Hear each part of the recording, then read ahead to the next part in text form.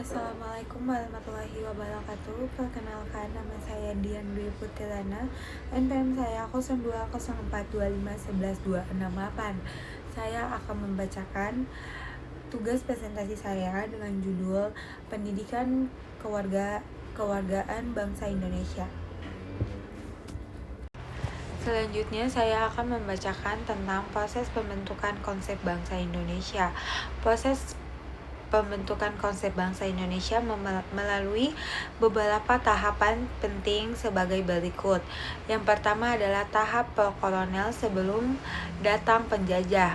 Pada masa ini, wilayah Nusantara terdiri dari berbagai kerajaan besar seperti Sriwijaya, Majapahit, Mataram, dan kerajaan-kerajaan lainnya.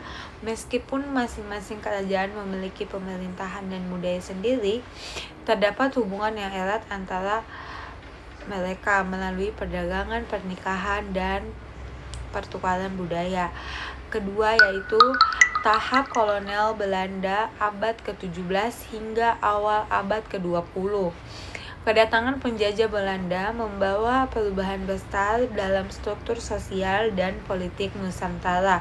Kebijakan kolonial yang bertujuan untuk mengeksploitasi sumber daya dan menindas rakyat Indonesia menyebabkan munculnya rasa tidak puas dan kesadaran dan kebutuhan untuk bersatu. Yang ketiga yaitu tahap tegak penting Sumpah Pemuda 1982.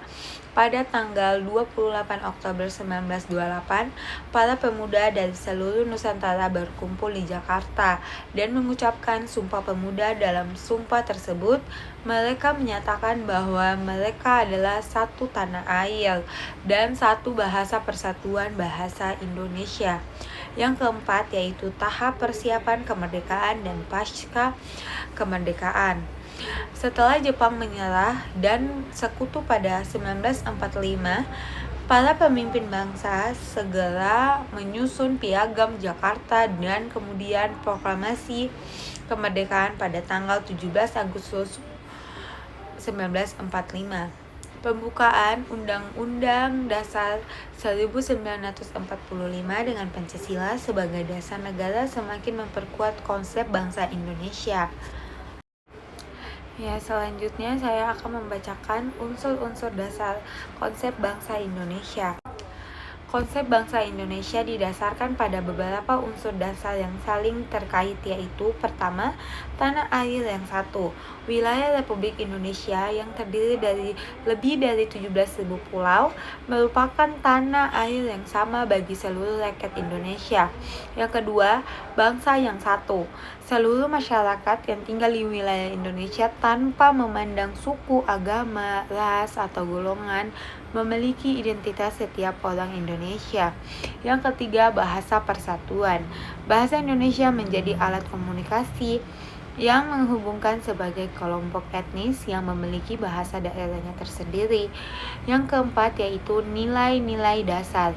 Pancasila dan Undang-Undang Dasar 1945 menjadi dasar nilai-nilai kehidupan bangsa dan bernegara. Yang kelima yaitu prinsip Bhinneka Tunggal Ika. Prinsip ini mengakui dan menghargai keberagaman yang ada di dalam bangsa Indonesia. Kesimpulannya, konsep bangsa Indonesia adalah pandangan yang menyatu seluruh masyarakat Indonesia menjadi satu entitas bangsa dan identitas, nilai, dan tujuan bersama.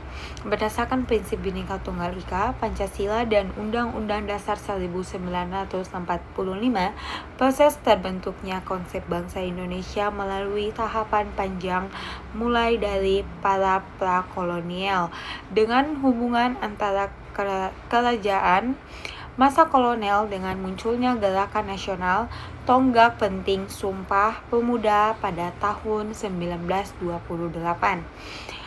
hingga masa pasca kemerdekaan dengan pembentukan negara kesatuan.